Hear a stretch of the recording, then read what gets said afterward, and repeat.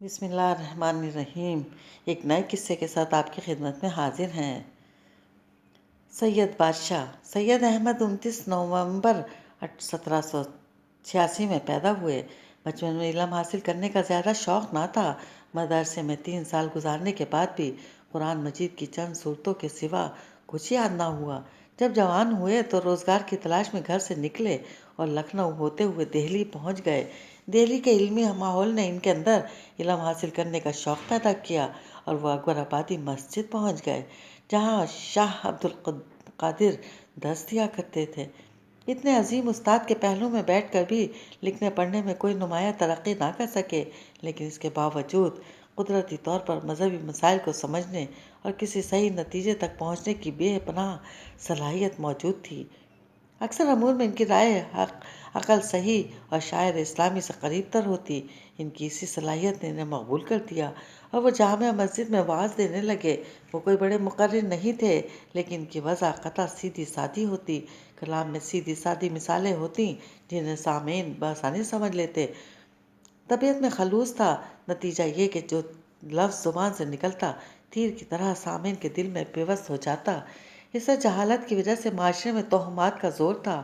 وہ اپنی تقریروں کے ذریعے بدعت کا زور گھٹانے میں مصروف ہو گئے۔ شاہ ولی اللہ کے فرزند عبدالعزیز سے بیعت کی اور اپنے وطن واپس چلے گئے۔ 1710 کے شروع میں والی ٹونک نواب امیر خان کے پاس سوار بھرتی ہوئے۔ 6-7 سال کی اس نوکری میں لڑائی کے علوم حاصل کیے۔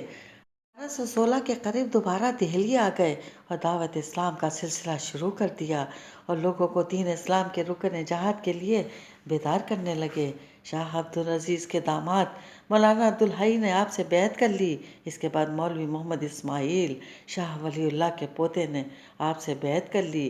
جہاں جہاں یہ خبر پہنچی کہ ان 2 حضرات نے ان سے بیعت کر لی ہے، لوگ جر در جوق بیعت کے لیے پہنچنے لگے۔ ایک مرتبہ وہ پھر وطن کے لیے روانہ ہوئے۔ راستے بھر مریدوں کو بیعت کرتے ہوئے وہ اپنے وطن پہنچ گئے۔ اب ان کے مرید پورے ہندوستان میں پھیل گئے تھے۔ ہندوستان کے ہر گوشے میں ان کا پیغام پہنچ رہا تھا۔ یہ معلوم ہوتا تھا کہ ان کی ہدایت کفر کے چراغ کو مٹا دے گی۔ اسی دوران میں انہیں یہ معلوم ہوا کہ ملک پنجاب میں سکھوں نے بڑا سر اٹھایا ہے اور مسلمان عورتوں کو زبردستی اپنے گھروں میں ڈال لیا ہے۔ ان کی زبان سے نکلا، میں عنقریب سکھوں سے جہاد کروں گا۔ جہاد سے پہلے انہوں نے حج پر جانے کا ارادہ کیا۔ جہاد کے ضروری انتظامات کرنے کے بعد وہ حج پر روانہ ہو گئے۔ حج سے واپسی پر انہوں نے اپنے خلفاء کو ہندوستان کے چاروں اطراف میں تبلیغ کے لیے بھیجا اور عام مسلمانوں کو جہاد کی دعوت دی۔ 6000 ساتھیوں کے ساتھ وہ جہاد کے لیے روانہ ہوئے۔ گوالیار، ٹونک، اجمیر، سندھ سے ہوتے ہوئے کابل پہنچے اور وہاں سے براستہ خیبر پشاور میں داخل ہوئے۔ پھر یہاں سے نوشہرہ تشریف لے گئے۔ دربار لاہور کی طرف سے جرنیل بت سنگھ ایک بڑے لشکر کے ساتھ ان کے مقابلے پر آیا۔ اکوڑا کے مقام پر یہ مقابلہ ہوا۔ ان میں مجاہدین کامیاب رہے۔ علماء اور علاقے کے سرداروں نے آپ کے ہاتھ پر بیعت کی۔ اب دوسری جنگ نوشہرہ میں ہونے والی تھی۔ یہاں کسی نے آپ کو زہر دے دیا۔ آپ کی حالت غیر تھی، لیکن اس کے باوجود میدان جنگ میں تشریف لے گئے۔ حاکمان پشاور نے ان کی امامت قبول تو کر لی تھی، لیکن دل سے ان کے ساتھ نہیں تھے۔ چنانچہ عین عالم جنگ میں انہوں نے اپنا لشکر ہٹا لیا۔ مجاہدین کا لشکر تتر بتر ہو گیا۔ ان مصائب کے باوجود انہوں نے سکھوں سے جہاد جاری رکھا۔ سکھوں نے حاکم پشاور یار محمد کو اپنے ساتھ ملا لیا۔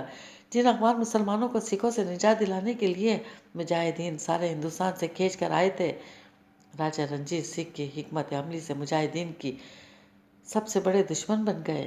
ایک معرکے میں یار محمد مارا گیا اور پشاور پر مجاہدین کا قبضہ ہو گیا۔